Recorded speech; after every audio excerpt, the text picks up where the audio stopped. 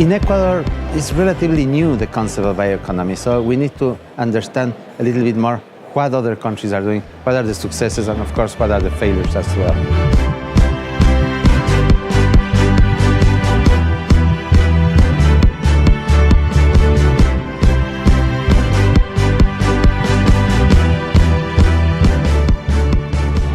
Bioinnovate Africa program is so far the largest regional bioeconomy platform in Eastern Africa, involving 6 countries: Burundi, Ethiopia, Kenya, Rwanda, Tanzania, and Uganda. Coming to a summit like this, a Global Bioeconomy Summit, where you meet different people, it helps us to make the connections and to begin a conversation that should lead to, hopefully, a good partnership.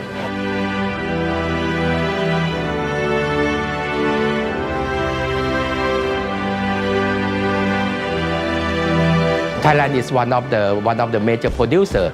You create a lot of biomass, but at the same time also create a lot of bio waste. So how can you and now it's a policy of one of the key policy for Thailand is to make a zero waste.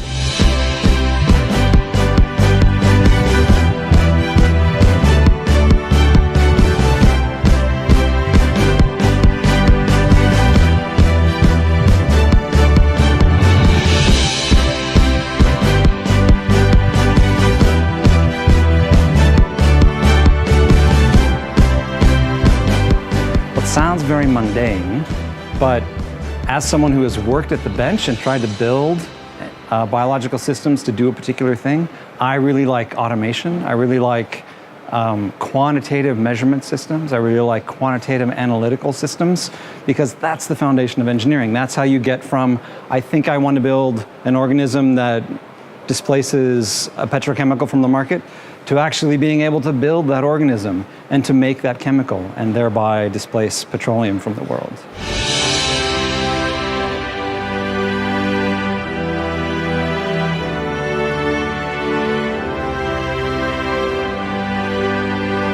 Well, this is a great summit because it's actually bringing together people from many, many different backgrounds. And I think these types of conversations and dialogues are really, really important. It's important, for instance, for industry to be interacting with academics or with NGOs. We don't always have the same viewpoint, and I think discussion is the best way to really get a kind of consistent path forward.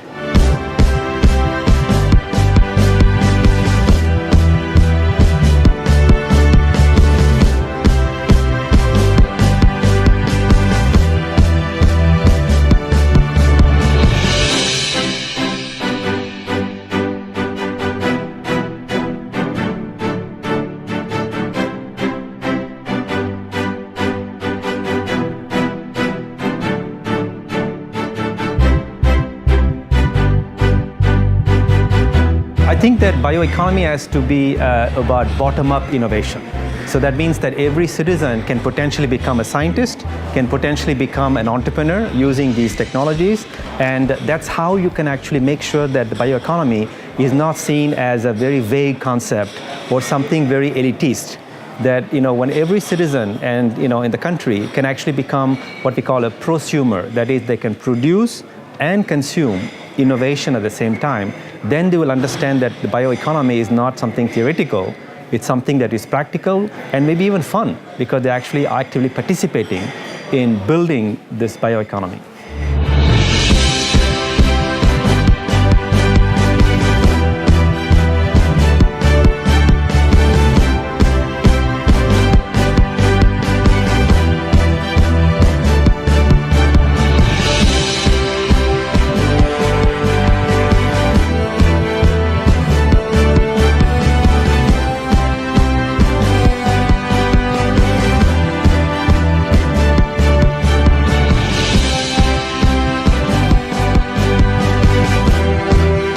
We need to continue sharing our expertise, best practices that taking place in different continents. We need to have a global view, and this allows us to develop also locally more robust strategies.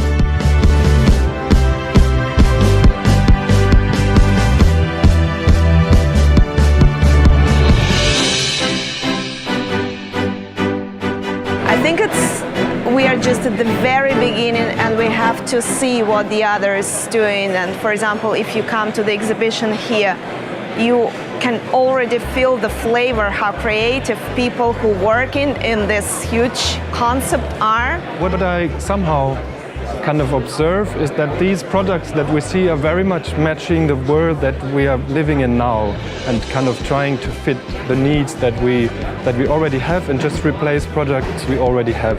What I really would like to see are these in-betweens, like these uncanny things that the new technologies would bring with it. I think the highest potential of bioeconomy is the use in a circular economy. So to reuse it again in a carbon natural way, just as the nature is doing. I believe it's the new perspectives to reduce malnutrition and to collaborate international discussion about economics and science all over the world. Everything very well organized. German precision came to play. I enjoyed it. All the topics, all the people, yeah.